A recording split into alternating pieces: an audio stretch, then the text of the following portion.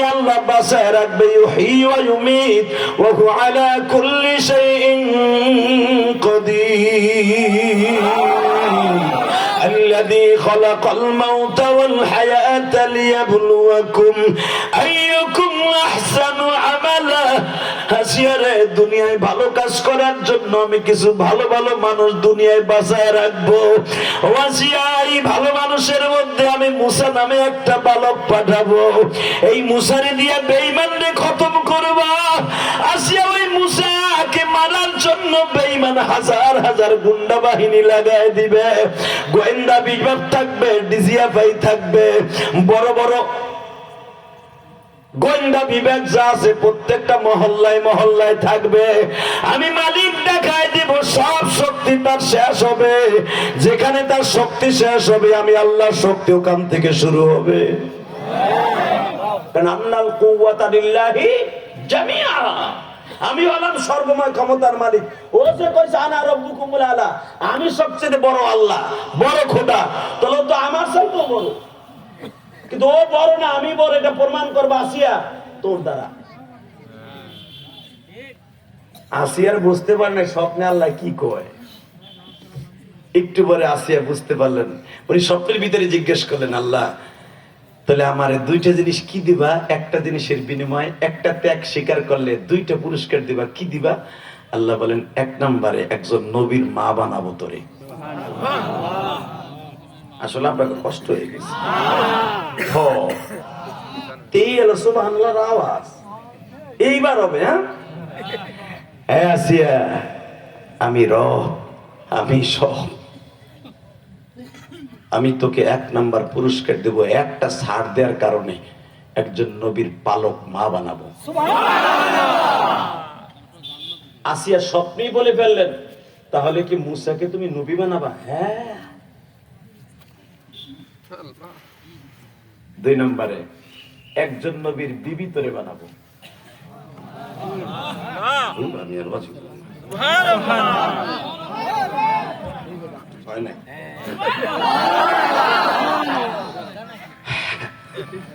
আসলে আমি আসি নাই তো, আমার সম্পর্কে আপনাদের আন্দাজ নাই। এখন দুই চারবার আসলে বুঝতেন যে এটা কি চায়। এক এক বক্তার এক এক করে রাগ করে না বাবা। আপনি ভাবতে পারেন ওই চেয়ারে বইয়া অ্যাডভোকেটের পাশে কত অভিনয় করতেছে বাদামের মতো না। আপনি সুবহানাল্লাহ বলবেন, আপনার লাভ, আমার লাভ না। আমার একটু লাভ যদি সুবহানাল্লাহ গাছের নিচে কিয়ামতের মাঠে আপনি বসেন, আমার টোকাই নিয়ে আর অ্যাডভোকেটের টোকাই নিয়ে আপনিও জান্নাতে যাবেন। কেউ যদি সুবহানাল্লাহ একবার বলে যে উলামা একরাম বসা, যদি মিথ্যা কথা বলি, ওই যে মাউথটা আছে বাড়ি দেখে আমার উনি। রাসূল বলেছেন তাসবিহাতুন ওয়াহিদা বাইনাস সামাওয়াতি ওয়াল আরদ। একবার যদি কেউ সুবহানাল্লাহ আলহামদুলিল্লাহ আল্লাহু আকবার মনের থেকে জোরে বলে, আল্লাহ রাব্বুল আলামিন তার নাম, তার বাবার নাম, তার দাদার নাম, তার 14 গোষ্ঠীর নাম, 12 পুরুষের নাম সহ একটা সুবহানাল্লাহ আলহামদুলিল্লাহ আল্লাহু আকবার গাছ আল্লাহ নিজে লাগাই দিবেন। সুবহানাল্লাহ। এই দেখুন নাম জোরে পাম দিছি যে, আবার একটু পাম দেই, জানি এবার আরো বেশি জোর হবে। এক সাহাবী সাহস করে বলে ফেললেন, ইয়া রাসূলুল্লাহ ওই গাছটা কত বড় হবে? ফাজাইল আমল কিতাবের মধ্যে দেখবেন আল্লামা জাকারিয়া লিখছেন, বাংলাদেশে তো অলির অভাব নাই। অলির অভাব আছে? জোর মোট মুসালা পুতালা সালা সটালা ওইটার অলি কওয়ার দুলা বাইরে বাপ কওয়ার সমান বেটা।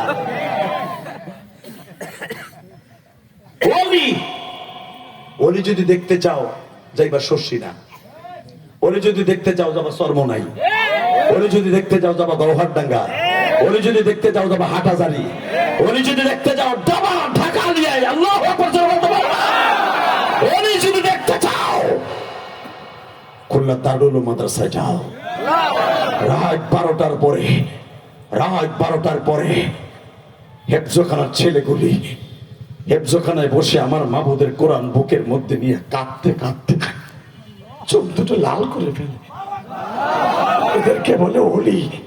নামাজ নাই, রোজা নাই, খায় গাঁজা খাইতে খাইতে দাঁড়িয়ে মোস পাকায় হেলাইছে কটা বান্দরের মতো। ওইটা অলি বেটা, ও একটা খাসটা শয়তান। ঠিক না বেটি?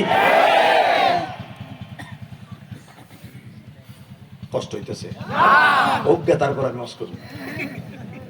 রেডি? সাহাবী বলে ফেলেন, ইয়া রাসূলুল্লাহ এই গাছটা কত বড় হবে? সুবহানাল্লাহ, গাছ যে লাগাবে এটা কতটুকু হবে?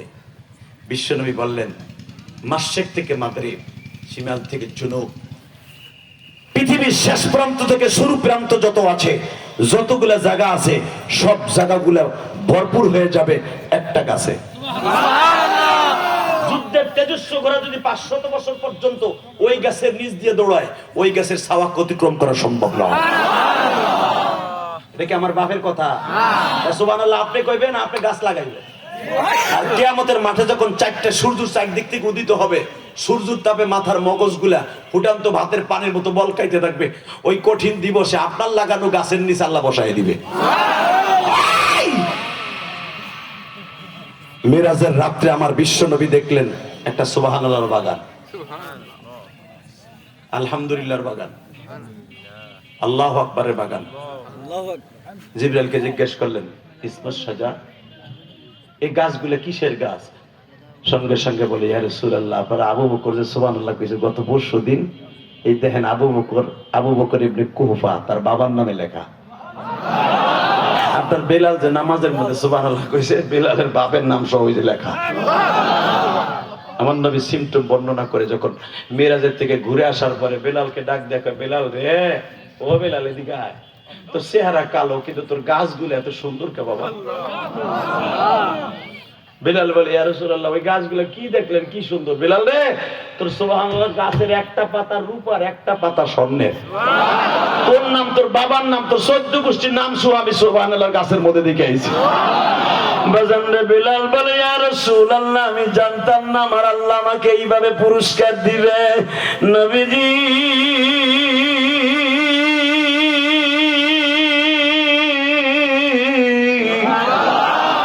আমি আজ থেকে আমার মাওলারে প্রেম লাগাইয়া ডাক দিব। আমি সুবহানাল্লাহ এত জোরে বলবো, নবী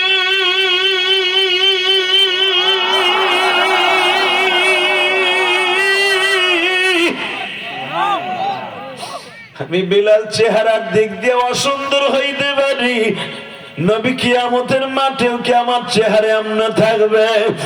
আমার নবী বললেন, বিলাল রে, দুনিয়ার সব কালো মানুষগুলা ফর্সা হয়ে যাবে বেলাল, কিয়ামতের মাঠে একটা মানুষকে আমি ফর্সা হইতে দিব না। আর চেহারা আমি নবী এইভাবেই রাখবো, সে হলো আমার মুয়াজ্জিন বেলাল।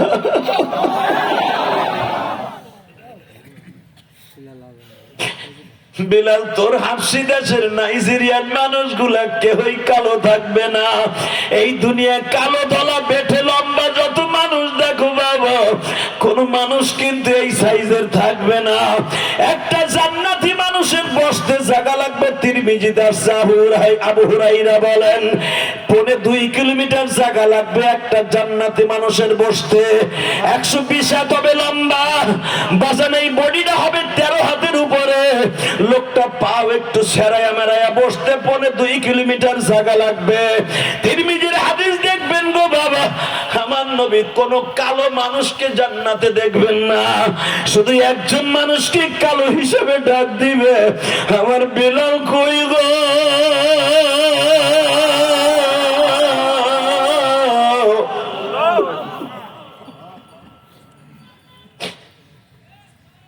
আমার যে উঠে আমি সবার হইয়া বুড়াকে জান্নাতে যাব, আমার এই বুড়াকে লাগাম ধরবে আমার বেলাল।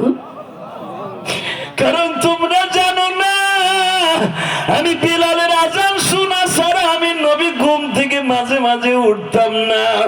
বেলাল যখন আমার দরজার সামনে যায় বলতো, আসসালাতু খায়রুম মিনান নাওম,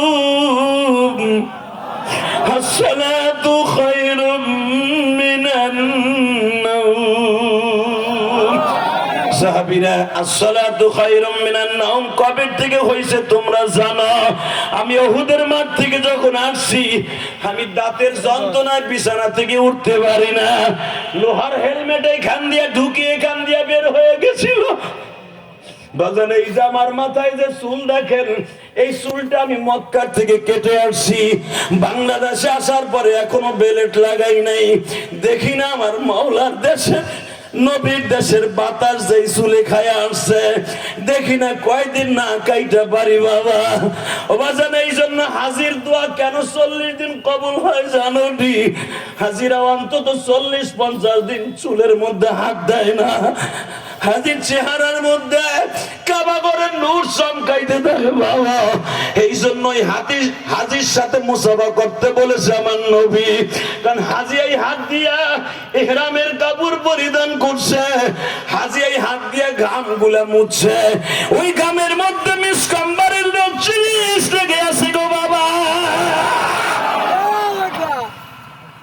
এখন তাকাবার কানবা, পৃথিবী থাকার জায়গা না বাবা। এই ইলিয়াসুর রহমান জেহাদি আজকে আছে, হয়তো আর কোনোদিন নাও আসতে পারে। এই অ্যাডভোকেট আজকে সভাপতি, পুরো মজমা তার উপরে ডিফেন্ড করে। সভাপতি যেই মজমায় থাকে ওই মজমার বরকত আলাদা হয়, মনে রাখতে হবে। হয়তো আগামী কালকে এই সভাপতি আর সভাপতির আসন গ্রহণ করতে পারবে না।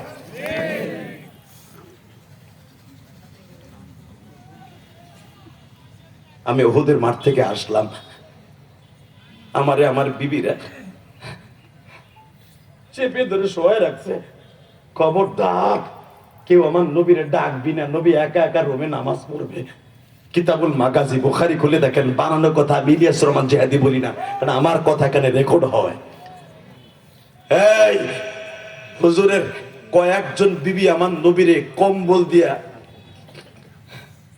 শোয়াই রাখছে। মা আয়েশা ছোট্ট মানুষ, ফাতেমা ছোট্ট মানুষ, বাবার মাথার কাছে বইয়া বইয়া পট্টি লাগাইতেছে। হাদিসের রাবি বলে তখন হাসান ফাতেমার কোলে, আর এক রাবি বলে হাসান ফাতেমার পেটে। যদি হাসান জন্ম নেয়, হাসান রে এক হাত দিয়ে কোলে লইছে, ফেলাই রাইখা দিছে। আবার বাবা বাঁচলে তোরে ধর্ম, নাহলে ধরবে না। মেয়েরা কেন বাপরে এত ভালোবাসে জানেন? এটা ফাতেমার ইতিহাস। ফাতেমা বাবার কোলের কাছে বইয়া বইয়া নবীর সমস্ত জ্বর, সমস্ত বডিটা আগুনের মতো গরম হয়ে গেছে। কারণ দাঁত ভাঙ্গা ব্যথা, লোহার হেলমেট, যেই হেলমেট পরে নবী ওহদে গেছিলেন, এই হেলমেটের রড দুইটা এখান দিয়ে ঢুইকা এইখান দিয়ে বের হয়ে গেছে। নবীর এই হাড্ডি দুইটা নড়ে গেছে। বুখারীতে দেখবেন ওহুদের মাঠ থেকে আসার পরে আবার বিশ্বনবী